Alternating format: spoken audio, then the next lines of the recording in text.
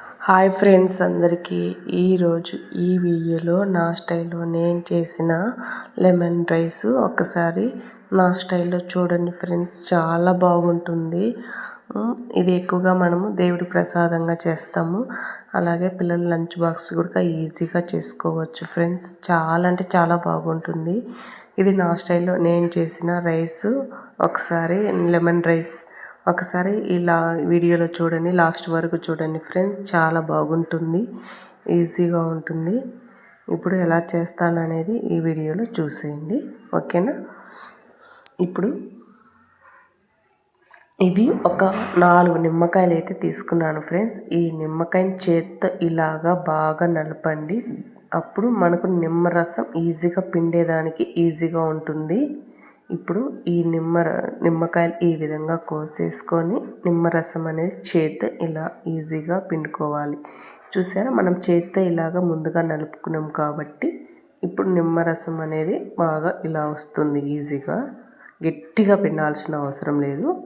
ఇప్పుడు చూసారా, నిమ్మరసం అనేది ఇలాగా సపరేట్గా ఒక కప్పు గిన్నెలో తీసి పెట్టుకోవాలి. అలాగే ముందుగా మనం రైస్ చల్లారి పెట్టుకోవాలి. ముందుగా రైస్ ఇలాగా ఒక బౌల్లోకి తీసుకొని చల్లారి పెట్టుకోవాలి పొడి పొడిగా. ఇప్పుడు నిమ్మరసం వేసుకొని చిటికెడు సాల్ట్ వేసుకుందాము. ఈ సాల్ట్ వేసుకొని బాగా ఇలా గెంటితో కలిదిప్పుకోవాలి.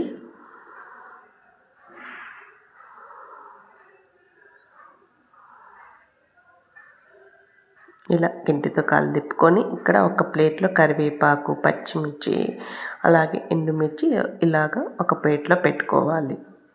ఇప్పుడు ఇలాగ స్టవ్ వెలిగించుకొని కడాయి పెట్టుకొని ఆయిల్ వేసుకోవాలి. ఆయిల్ ఒక 4 స్పూన్లన్న ఆయిల్ వేసుకోవాలి. ఆయిల్ కొంచెం బాగా వేడెక్కిన తర్వాత పల్లీలు వేసుకోవాలి. పల్లీలు 2 స్పూన్లన్న వేసుకోవాలి.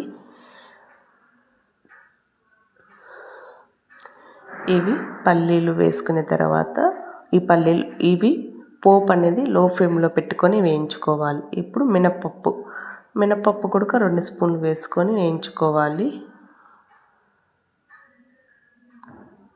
ఇప్పుడు శనగపప్పు వేసుకుందాం. శనగపప్పు కూడా 2 స్పూన్లు వేసుకొని వేయించుకోవాలి. ఇప్పుడు పల్లీలు, మినపప్పు, శనగలు ఇవన్నీ కాస్త వేయించుకోవాలి. లో ఫ్లేమ్లో పెట్టుకొని ఈ విధంగా వేయించుకోవాలి.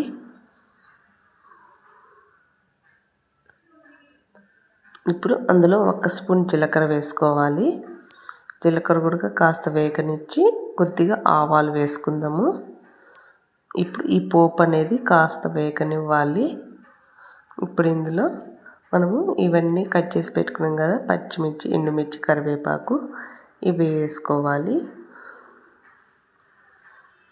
ఇప్పుడు ఈ విధంగా పచ్చిమిర్చి కాస్త వేగిన తర్వాత ఇవన్నీ ఇప్పుడు ఇందులో పసుపు వేసుకుందాం.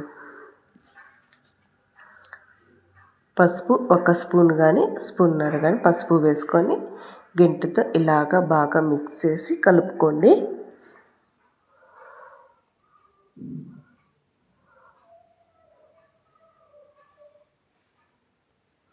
ఇప్పుడు ఇందులో మనము ఇంగువ వేసుకొని, ఇంగువ నా దగ్గర లేదు కాబట్టి వేసుకోలేదు. మీరు ఖచ్చితంగా ఇంగువ వేసుకొని బాగుంటుంది. ఇప్పుడు రైస్ వేసుకుందాం కడాయిలో. ఇప్పుడు బాగా మిక్స్ చేసి కలుపుకోవాలి. ఆ పోపు రైస్ అనేది బాగా కలిసేలాగా కలుపుకోవాలి.